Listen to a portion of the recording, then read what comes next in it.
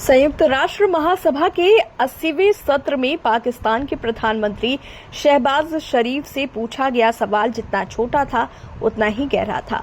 पाकिस्तान सीमा पर आतंकवाद कब बंद करेगा?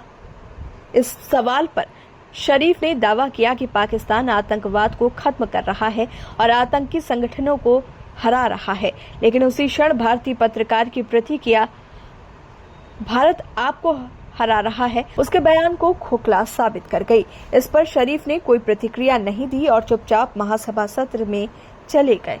उनकी ये खामोशी पाकिस्तान की असली स्थिति और उसकी कमजोरी को उजागर कर देती है।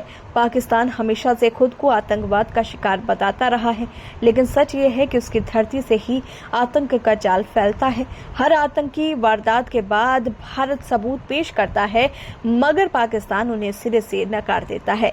सवाल ये है कि अगर पाकिस्तान वास्तव में आतंकवाद को जड़ से मिटा रहा है, तो फिर क्यों लगातार जम्मू कश्मीर और देश के अन्य हिस्सों में हमलों की जड़ें उसकी ओर से जुड़ी मिलती हैं? क्या उसकी सेना और खुफिया एजेंसियां इतनी कमजोर हैं कि इन गतिविधियों पर रोक नहीं लग पाती, या फिर ये सब उसकी रणनीति का हिस्सा है? पाकिस्तान का इनकार और उसकी नीतियां दुनिया को ये सोचने पर मजबूर करती हैं कि कहीं आतंकवाद उसी की छाया में तो फल फूल नहीं रहा। भारत ने पहलगाम हमले के बाद ऑपरेशन सिंदूर चलाकर ये स्पष्ट कर दिया कि अब ये केवल बातें नहीं करेगा बल्कि निर्णायक कार्रवाई करेगा। 22 अप्रैल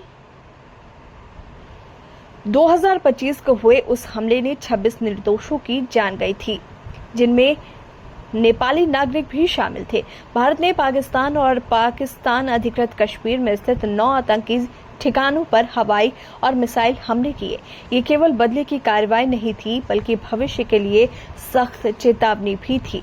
भारत की ये नीति अब दुनिया भर में गूंज रही है कि आतंकवाद के लिए कोई रियायत नहीं है और उसकी जमीन पर हमला करने वालों को उसी की भाषा में जवाब मिलेगा। भारत की कूटनीतिक चालें भी अब पहले से ज्यादा प्रभावी हो चुकी हैं। संयुक्त राष्ट्र, G20, ब्रिक्स और शंघाई सहयोग संगठन जैसे मंचों पर भारत ने बार बार आतंकवाद का मुद्दा उठाया है और पाकिस्तान को कटघरे में खड़ा किया है। अमेरिका, फ्रांस, ब्रिटेन, रूस और खाड़ी देशों तक ने भारत के रुख का समर्थन किया। यही वजह है कि पाकिस्तान बार बार अलग थलग होता जा रहा है। वित्तीय कार्रवाई कार्यबल ने पाकिस्तान को ग्रे लिस्ट में डालकर ये संकेत दिया कि उसके आतंकी नेटवर्क पर कार्रवाई संदिग्ध है। अंतर्राष्ट्रीय वित्तीय संस्थान पाकिस्तान को अविश्वसनीय मानने लगे हैं। इस कारण विदेशी निवेशक पीछे हट रहे हैं और देश की अर्थव्यवस्था बद से बदतर होती जा रही है। पाकिस्तान की आंतरिक राजनीति में भी आतंकवाद को हथियार की तरह इस्तेमाल किया जाता रहा है। वहां की सरकारें आतंकियों पर कठोर कार्रवाई करने से बचती हैं, क्योंकि उन्हें डर रहता है कि इससे कट्टरपंथी तबके नाराज हो जाएंगे और उनकी सत्ता खतरे में पड़ जाएगी। पाकिस्तानी सेना और ISI ने भी कई बार आतंकी संगठनों का इस्तेमाल भारत के खिलाफ रणनीतिक संपत्ति के रूप में किया है। यही वजह है कि पाकिस्तान का आतंकवाद पर दोहरा रवैया साफ झलकता है। एक ओर वो अंतर्राष्ट्रीय मंचों पर सफाई देता है कि वो आतंक का शिकार है, दूसरी ओर आतंकी ढांचे को तोड़ने की जगह उन्हें संरक्षण देता है। भारत की रणनीति अब ये है कि वो पाकिस्तान को केवल सीमा पर ही नहीं बल्कि वैश्विक मंचों पर भी बेनकाब करे। पाकिस्तान की अर्थव्यवस्था की नाजुक हालत और उसकी कूटनीतिक अलग थलग स्थिति भारत के लिए अवसर है। भारत न सिर्फ आतंकवाद के खिलाफ सैन्य जवाबी कार्रवाई करता है, बल्कि अंतर्राष्ट्रीय दबाव भी इतना बढ़ा देता है कि पाकिस्तान के लिए सफाई देना ही मुश्किल हो जाता है। यही कारण है कि शहबाज शरीफ जैसे नेता संयुक्त राष्ट्र में सवाल पूछे जाने पर मौन साध लेते हैं। असल सवाल यह है कि क्या पाकिस्तान कभी सचमुच आतंकवाद से नाता तोड़ेगा?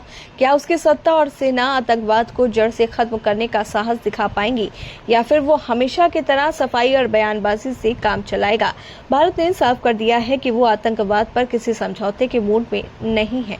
दुनिया भी अब धीरे धीरे भारत की इस नीति को समर्थन दे रही है। ऐसे में पाकिस्तान की हालत उस विद्यार्थी जैसी हो गई है जो हर बार परीक्षा में नकल करता है और पकड़े जाने पर कहता है कि उसने गलती नहीं की, लेकिन सबूत उसके खिलाफ ही खड़े रहते हैं।